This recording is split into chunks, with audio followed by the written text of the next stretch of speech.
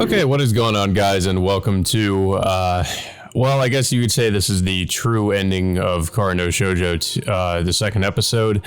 I decided to pick up here because this is, I think, one of the newer scenes, and we will be making a choice at this point of the game that actually did not show up in the last time we played this because we didn't get the true ending yet. So I did kind of fast forward to get to this point in the visual novel so that I could go through the true ending. And I did encounter some new scenes when I was going back through the game. But I wasn't sure if it was really necessary to go over those new scenes. Well, not necessarily new scenes, but there were some there were some scenes that were new, and then there were some scenes that played out a little bit differently. I can go over some of the more important things. Basically, we find out how much of a horrible person that Nanako's father was, which I don't think was a necessary scene. We didn't need to show that because that was actually a sex scene. There are actually some optional sex scenes that show up once we get the on the way to get the true ending. There is one with Masaki and Meguri. There is one with where you have the option, or at least Reiji has the option to sleep with Yukiko, which was really weird. But yeah, we can decline her. There's also the option where Reiji could sleep with Ayumu, and there are some interesting things as well. In the scene where where Ayako is dancing for Saya, it looks like she's wearing a different kimono, which was strange. I'm not sure what that's supposed to imply. There were some scenes that I didn't see before that I did skip, however, so that could have provided more context for that. There's also a lot of scenes where Satsuki was talking to herself or talking to Ayako, where Ayako is properly being referred to as Ayako and not Satsuki. And Satsuki is being called spelled as her real name, not with the S, but without the S. And Ayako is also referred to by her own name in scenes where she's talking with Ayato. So basically confirming that when Ayako was talking with Ayato and when Satsuki was talking to him. It is interesting to play through again and just see those scenes play out differently and provide basically some new information that gives more context and just clears some things up. It's basically these are things that we already figured out when we went for the normal ending of the game. So it's pretty much just confirming certain things. There was a pretty major scene, however, that it wasn't a new scene per se. It was the first murder in the game where that woman was murdered that Inui was investigating. We find out who the people that murdered her were. Basically, we find out that it was Ayako and Saya that were behind it. Ayako was the one that killed her, being directed by Saya. So she was kind of manipulated into doing it, and I guess the incense they used was some kind of a paralyzing agent, so the victim couldn't move. Also, another major thing I should mention is we do find out the identity of the crying child, or the crying baby that we've been hearing, and we find out that it's Ayako. It's basically from, I think it was Rika's perspective, which is Ayato's mother. So that's the identity of the baby that was crying. So it was Ayako. I did have a theory that it was Ayako. So I was actually right about that. But that also begs the question who that pregnant woman in the pictures at the beginning of the game is. I'm guessing maybe it's Rika. We were told that Rika, I guess, killed herself, but I don't know. That's not, she could have, and maybe her body was mutilated later. But it is strange because it looks like the woman in the pictures is still pregnant, like the corpse is.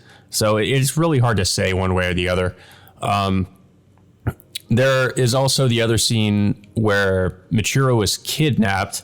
We do have the option to actually investigate the kidnapping as Misaki, but that doesn't really lead anywhere. We basically find out that it was the Blessed Congregation from Michiru's perspective that kidnapped her, which isn't really much of a shock. They kidnapped her and then Naori found her and took her back to the hospital. Yeah, that basically, you know, and she was told not to say anything about it. So interesting how some scenes were were more clarified. Also, there was another scene where Karen has a conversation with Yukika, their maid, before going out to kill her, you know, before she was murdered. So pretty much telling us that Karen lured her out so she could kill her. We also see the scene where Yukiko stabs Kyoko. You know, it's like we learned that at the end of the game, but we just basically see it play out. Like I said, a lot of the scenes, a lot of these new scenes are scenes that we pretty much learned about, you know, things we learned about at the end of the game, but we were just kind of seeing them actually happen. So I do think it's interesting to play through the game again, just to, you know, because it provides us not necessarily new information, but confirms what we already knew and shows us those things firsthand. But like I said, I wasn't sure if it was really necessary to play through it again and, you know, just to show those scenes happening, or, you know, just to basically show some scenes that were the same, but just, like I said, played out a little bit differently, or some scenes that were also new. Okay, so another scene, the last scene I think that is important to mention is there is a scene with Nanako talking with Otsugi Keigo, who is, you know, confirmed to have been the one other person that had basically had sex with Nanako. Nanako was, you know, as we learned, her father was selling her body. So Otsugi was the one who was, using her for those purposes, let's just say. And Nanako, basically it confirms that Nanako might have used those colchine pills or whatever to poison Otsugi and kill him. So we kind of suspected that, or at least we suspected he died that way, or, you know, he was murdered. I don't know if we really revealed that if it was Nanako or not, but yeah, basically that scene confirms Nanako was the one who did it, which isn't really much of a surprise considering what we learned about her. But yeah, so now we are finally at the point where Yukiko is holding Yukari at knife point and is about to kill her. And I think this might be where we are about to be presented with a new option. And I think this is also a new scene that's playing out, because whenever I try to fast forward, some scenes that I try to fast forward through, like sometimes they'll stop and not really let me fast forward through it, then that kind of, I guess, implies that it's a new scene, and I can't really fast forward through the scene. So we'll see. I guess this will be as good a place as any to pick up. So again, this is the true ending of the game. Let me know if you guys actually want me to go through some of the scenes that I mentioned before. Like I said, I just wasn't sure if it was necessary, considering some of those scenes I really felt like, not that they didn't add much, but it's just that they were things that, like I said, basically confirmation of things that we already knew about, but we were just kind of seeing them. We're basically just seeing them happen. No, you're wrong. Michiru, who'd been silent all this time, comes forward. Yukiko-chan. What? After looking at Yukiko for a brief moment, Michiru breathes a small sigh. The real Yukiko-chan must have died when Yukio was killed. The knife falls to the floor. I'm right here. I'm alive, and my brother is inside of me. Yukiko stands and backs away from Yukari, then suddenly stops. Huh? Brother? Who? Why did I killed my brother? Yes, my left eye saw. Michiru holds the bandages that cover her left eye as she stands before Yukiko. Why did I? Why? You're the only one who can answer that, Yukiko-chan. Michiru shakes her head. I'm the only one. That's right. I stabbed Kyoko-san too. But why did I forget? I saw Kyoko-san and... Why didn't she say anything? Kyoko was protecting you. She thought you had some reason for what you did. But why? Why couldn't I become as kind as her? What should I do? The masks of personalities you wear are nothing but imitations. Even if you play their role on the surface, you could never know how they felt on the inside. I see. I'm just an imitation right now. Yukiko hangs her head, her shoulders drooping. When did I forget myself? Yukiko? Yukari calls out to Yukiko after getting back up. You were always Yukiko to me. Tokisaka-san, but the me who's not me, tried to kill you. Yukari shakes her head and smiles. That was you too, Yukiko. You cared so much for me, didn't you? Yukiko blinks again and again as tears start falling from her eyes. Everyone was so important to me. I love them, but I did things I can never take back. There's no such thing as something you can never take back. You can repent for what you did. Let's think about what to do from here on. We can take our time. So I guess Yukiko's not gonna die here. But Yukiko falls to her knees. I only know one way to atone for what I've done. Yukiko picks the knife back up from the floor and holds it toward herself. Okay, well, maybe not. Forgive me. Blood dirties a white uniform. What? Why? Yukari grips the blade of the knife with her bare hands where it points toward Yukiko's chest. Oh, okay. Yukari stopped her.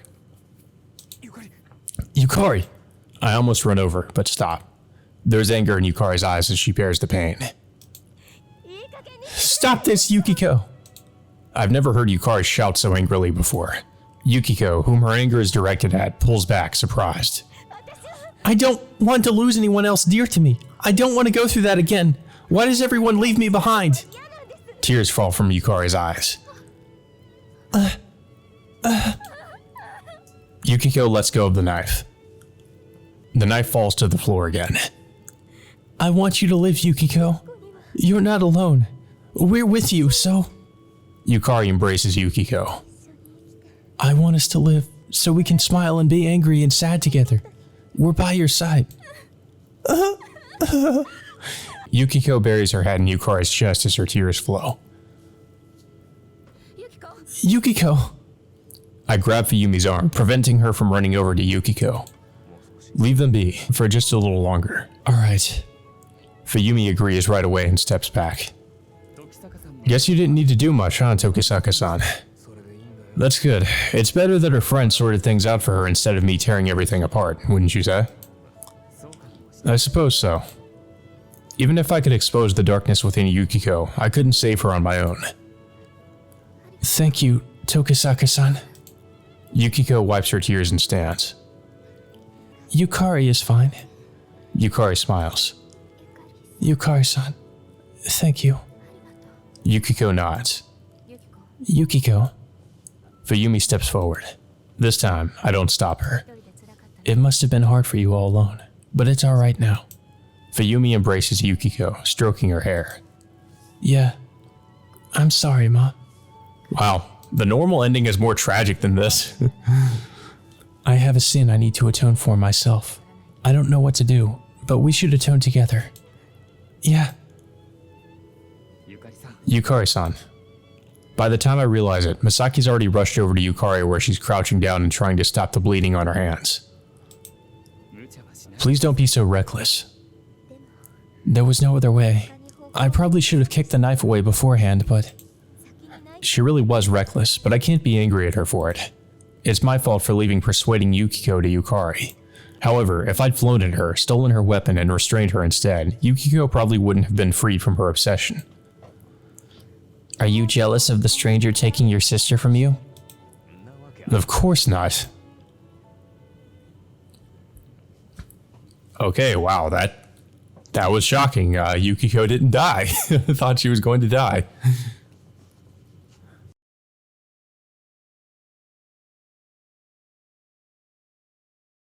It's pitch black out by the time we send Misaki down to the police station at the foot of the mountain. Yaginuma gets some cops over a few hours later. We have all sorts of questioning to go through afterward. We're finally able to relax sometime around dawn. So she's the suspect, Yaginuma says with a sigh. Ugh. You're so much trouble, senpai. One's a criminal case under investigation, but the rest have been reported. They're simply being treated as accidents. What, your pride won't allow you to reopen an investigation into something that was already filed as an accident?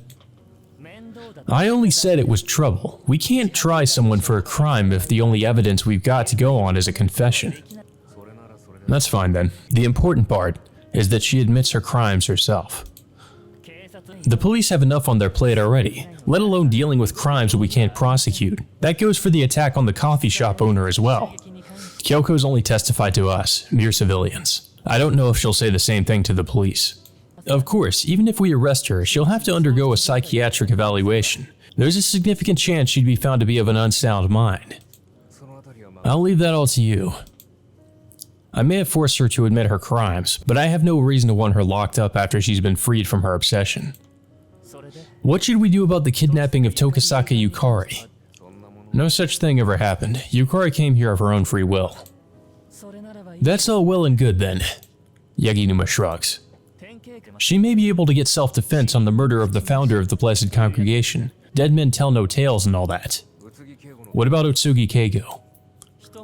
I considered wrapping that up as well, but he was murdered in the early morning of the 13th. By that time, she was already under your protection, was she not, senpai? So we still don't know who did that one, huh? My subordinates are investigating that quite diligently. Well, it looks like Nanako might be locked up. We know she's the one that did that. Yaginuma shuts his notebook. You'll be coming with us then. Two policemen bring Yukiko over, holding her under the arms. Fuyumi's right beside them. Mind if we stop by the Kuchiki hospital? There's someone I need to speak to. Considering the time, I'd hope to take care of this at the station in Hachioji, but I suppose it'll have to wait. Yaginuma shrugs. Thank you. Yukiko bows her head. You two will ride with us. Senpai, go ahead and follow. You don't have an emergency vehicle though, so you'll have to obey the traffic laws. I'm aware. Yukiko and Fuyumi get into the back of a police car. Let's get going too. Right. Misaki, Yukari, and I all head back to my car. Well, we'll need to stop by the hospital too. Michiro's sleeping in the back seat. You need to get that checked out at the hospital too, okay, Yukari? I'm alright. No, you're not. I pointed her left hand. The bleeding's been stopped with a handkerchief. Who knows where this dirty handkerchief's been? Get it disinfected. Dirty? Didn't you give me this handkerchief at the end of the year, Tokisaka-san? I may have been the one to buy it, but I am who picked it out and Yukari gave it to him. Anyway, let's go. Get in. Yukari and Michiro sit in the back seat, Misaki in the passenger, as I take off after Yaginuma's cop car, which has already gotten a good head start on us. It's already daylight again by the time we make it to the Kuchiki hospital. The police car is parked in the parking lot, and Yaginuma's smoking a cigarette in the cold morning air. You're late, senpai. Don't compare my car to a police car. Mine slows down with 4 people in it. Why don't you buy a new one? Don't be silly. This is the one memento I have left of old Oizumi. Don't act like Oizumi-san is dead, Nissan. Yukari gets out of the car and scolds me. Well, he hasn't been around, so... Yukiko. She runs over to Yukiko right away. Yukari-san, I want to apologize to Kyoko-san. And Kohane-chan too. Right. You don't mind, do you? Yukari looks up at Yaginuma. Go ahead. I can't imagine you'll run away, right? Thank you. We leave Yaginuma in the parking lot and enter the hospital. I was going to stop him if he insisted on following us inside. He must be feeling considerate.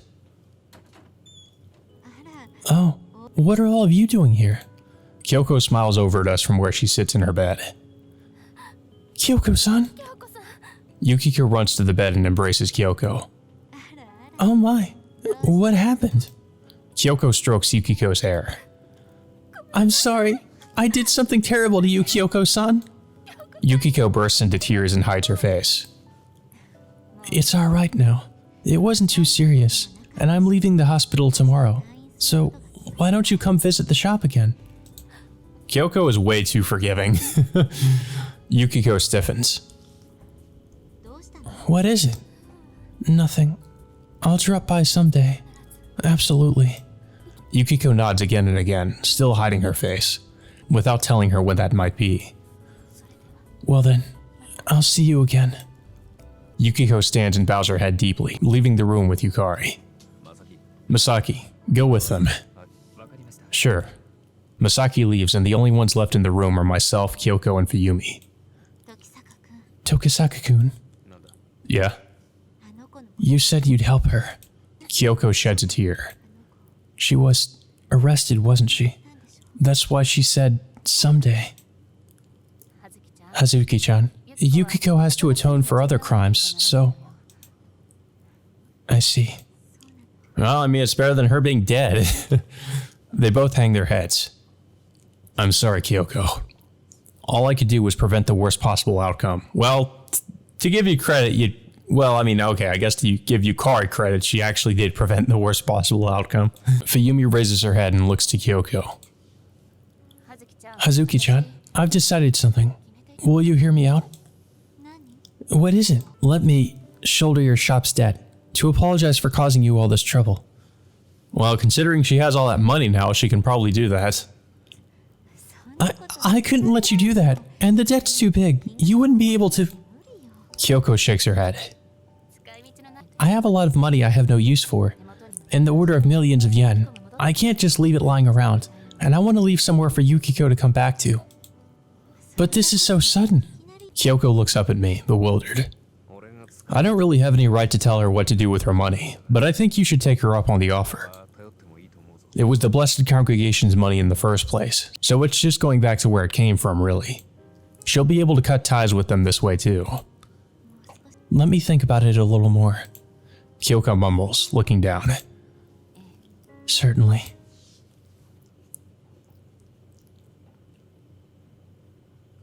Yukari and Yukiko head to Kohane's room after they leave Kyoko's.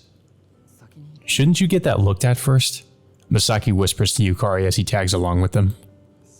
It's been sterilized already, so it's fine for now. I'd rather get this over with first. Yukari stares at the door to the room. Before it stands Yukiko, stock still. Her hand is balled into a fist to knock, but she doesn't move. Yukiko has to be the one to knock. That's why they're here. Yukiko knocks shyly on the door. Kohane-chan, it's me, Yukiko. Occupied, Kohane responds. She has a teasing kind of tone to Yukari. Kohane-chan, can I come in?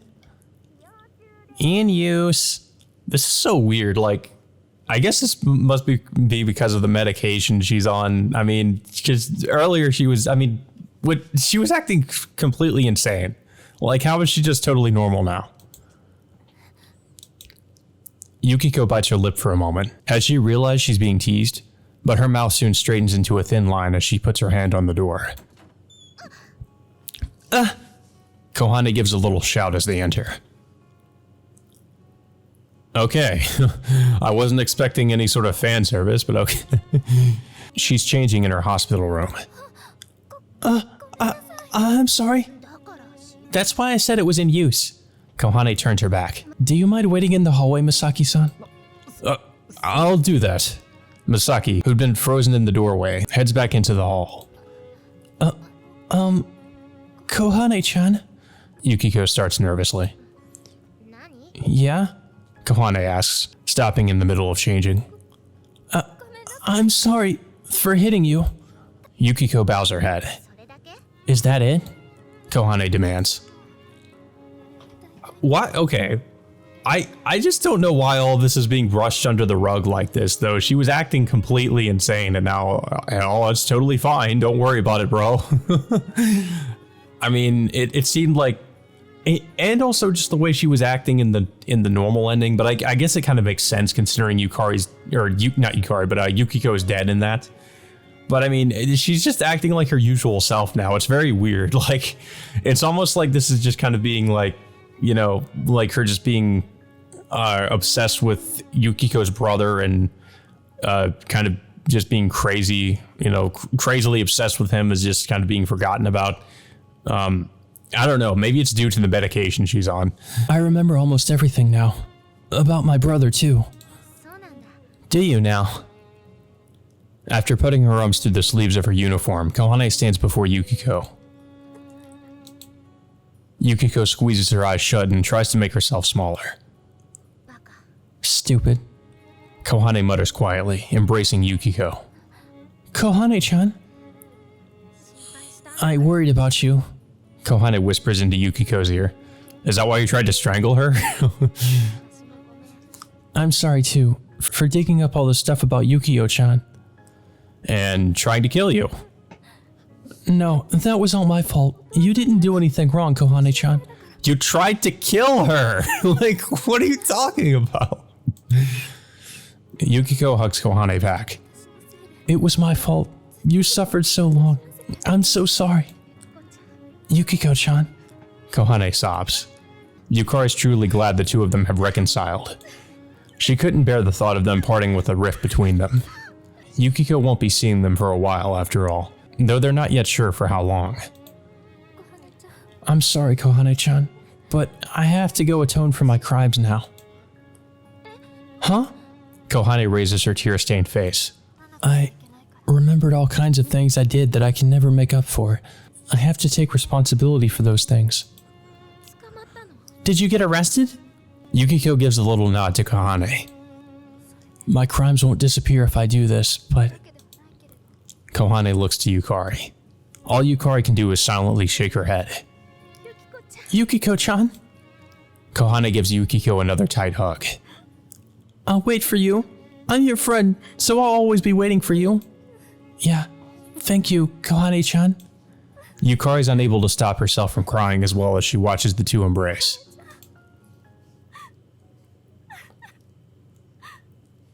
A happy ending in a Karano Shoujo game? I can't believe it. I can't believe it. Oh, Tokisaka-san. Masaki raises his head from where he sits on a bench in the hallway. What are you doing? I was thrown out.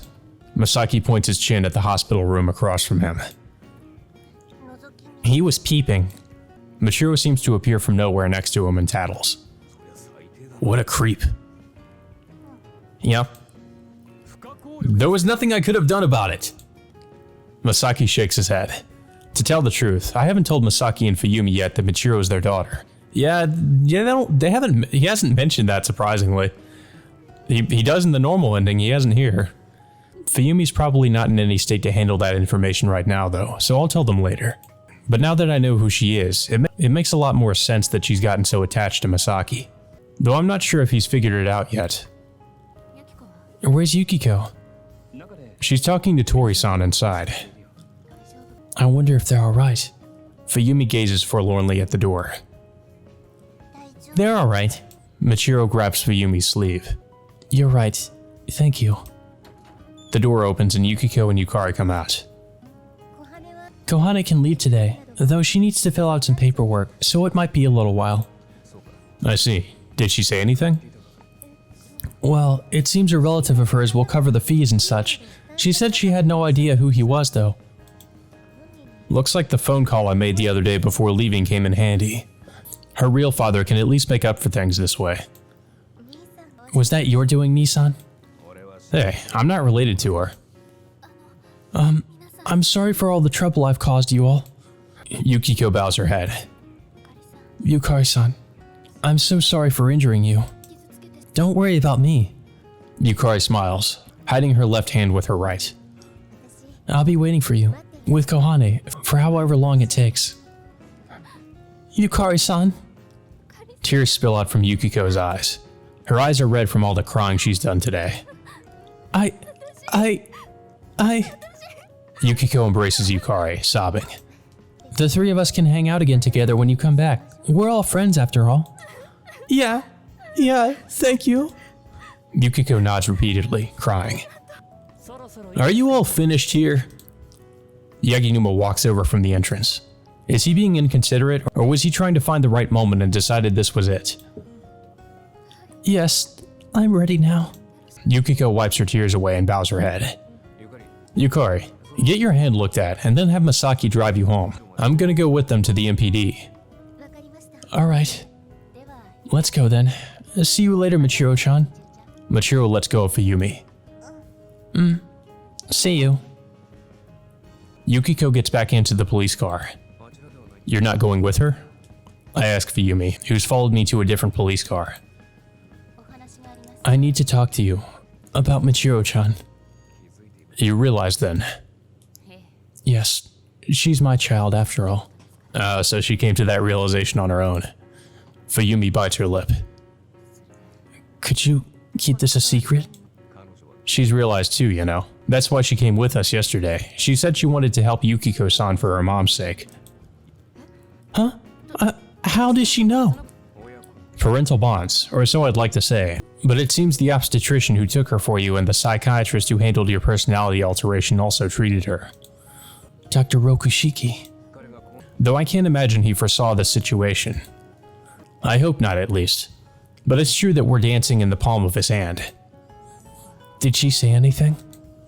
Just what I told you earlier, that she wanted to help for her mother's sake. Satsuki. Fuyumi covers her mouth, trying to stop herself from sobbing. I haven't told Masaki yet. I doubt he'd know what to do with the sudden information that he's a father anyway. I'm also not quite sure how to tell him. So, I'll leave that to you. I don't know what to do yet. First, I need to stay with Yukiko through this. You've got time. Right.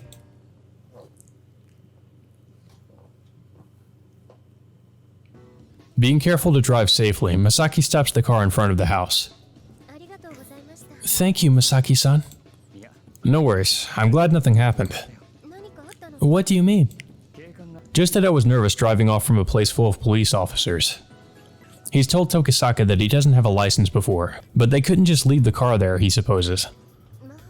Oh my. I'll have to pretend I didn't hear that. Yukari shrugs, looking exasperated. Sorry. Don't worry about it. It's my brother's fault. Yukari heads to the front door, laughing. I'll make some tea, so please come in. No, I should... You must be tired, right? Come on in and rest. Sure. She gives him a nudge toward the door, so Masaki enters the house. Phew. He sits on the couch and lets out a deep breath. He's forced to feel all his fatigue when he relaxes. He almost nodded off a few times sitting down at the hospital. If he lets down his guard now, he's sure to fall asleep. Thank you for waiting. Yukari brings out some tea after changing into her kimono. Sure, thank you. While he sips at the steaming tea, Yukari sits down beside him. Phew. Yukari-san? I'm tired too. Yukari says with a faint smile. I bet. You were there much longer than we were. I wanted to stay with Yukiko. Yukari closes her eyes. You're so kind. You saved me back then too. Well, I couldn't just leave you there. Thank you. He's not sure if the words even make it to her ears. Yukari's breath becomes quiet and steady in her sleep. Unable to move now, Masaki decides to stay in his present position for a while. Oh boy, well it's a good thing that Reiji didn't come back and see you like that. But under the warm sunlight coming in from the window, eventually Masaki too falls into the realm of sleep.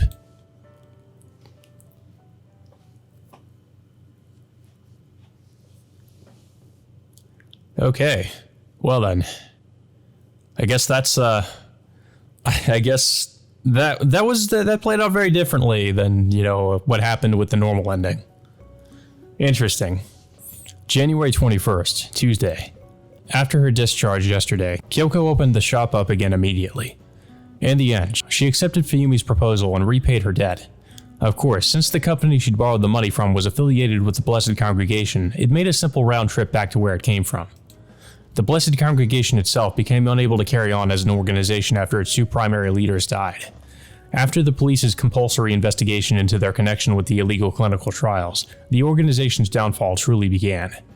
With the remaining money, Fuyumi bought out the New Leaf Garden. She had to, for the sake of the children that were being taken care of there. What's Tokisaku-kun up to? Kyoko asks Misaki as he sits next to the counter. He's busy with another matter. He didn't tell me what it was, saying it had nothing to do with me. I see. Need a refill? Sure. He sets his coffee cup down on the counter.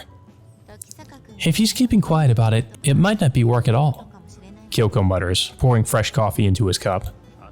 He's got a lot of secrets, doesn't he? Work-related and otherwise. Well, he is a detective. There are a lot of things he can't tell people about. That may be, but you trust him, don't you? We've known each other for a long time. Kyoko says, laughing. He'll tell you when he needs to. If he doesn't, then it really doesn't have anything to do with you. Or someone asked him not to. You think so? Yeah. Right, Fuyumi-san? She says to Fuyumi, who's sitting at the counter like Misaki. Huh? Yeah. Fuyumi nods, flustered. She's currently negotiating with the Shirosaki family to take in Michiro at the New Leaf Garden. Michiro was too much for them to deal with. Being followers of the Blessed Congregation, they took Michiro in when the White Lily Garden closed, but they left her in the hospital without looking after her for all this time. Jesus. Not much of a family then. They just kind of dropped her off at the hospital and just didn't do any, never picked her up again. Misaki doesn't understand why she's willing to do this much for Michiro. He still doesn't know? Oh my god. No one's told him why anyway. When are you going to tell this man that that's his daughter? If he's not telling you, there's probably a reason for it. It sounds persuasive coming from her. Misaki can't blame him though. He's hid many things and told many lies himself after all. Is it a detective's job to expose people's secrets?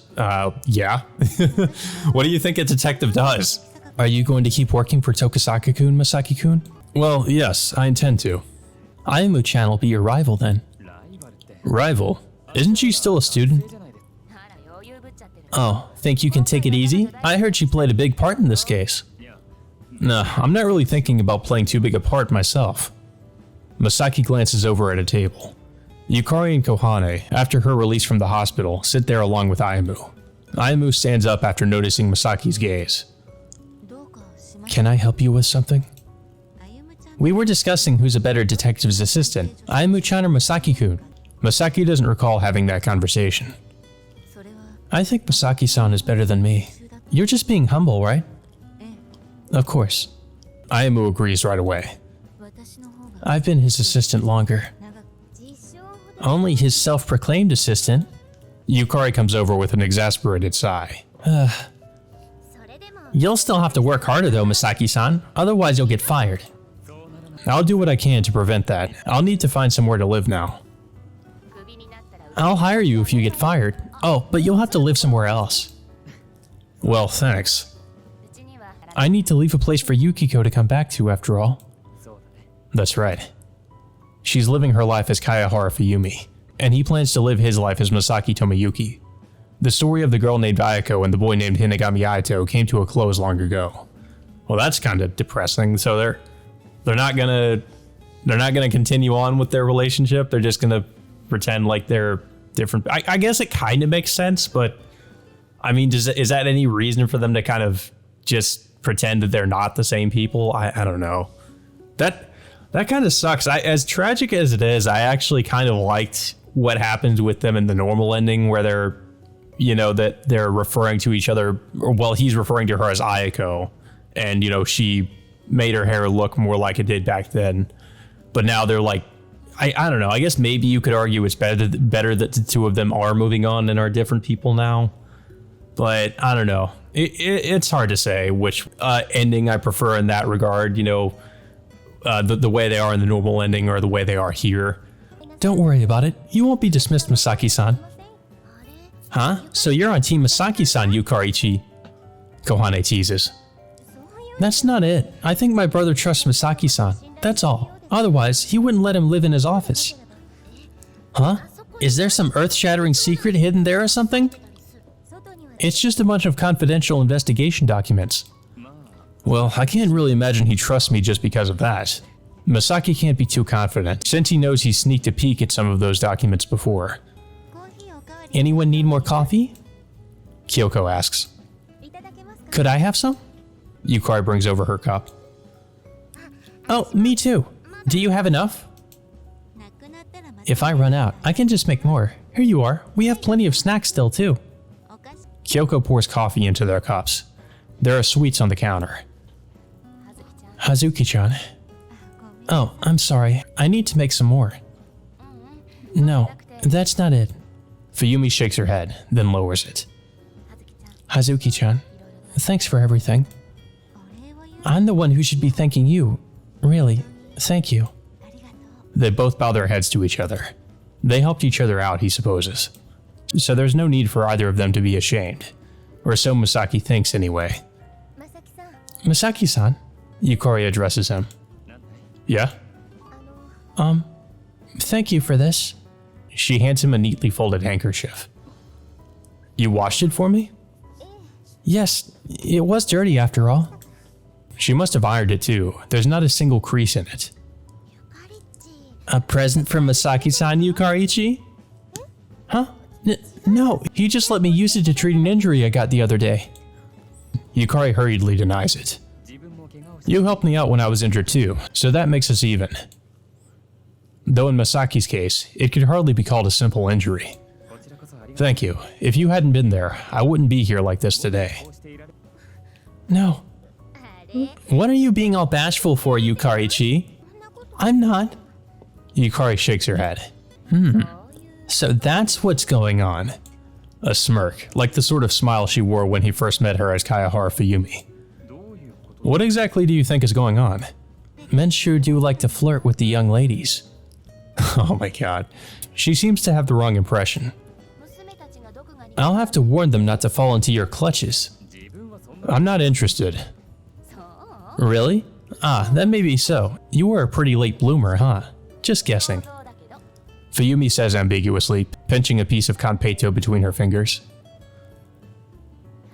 Here you go. Thanks.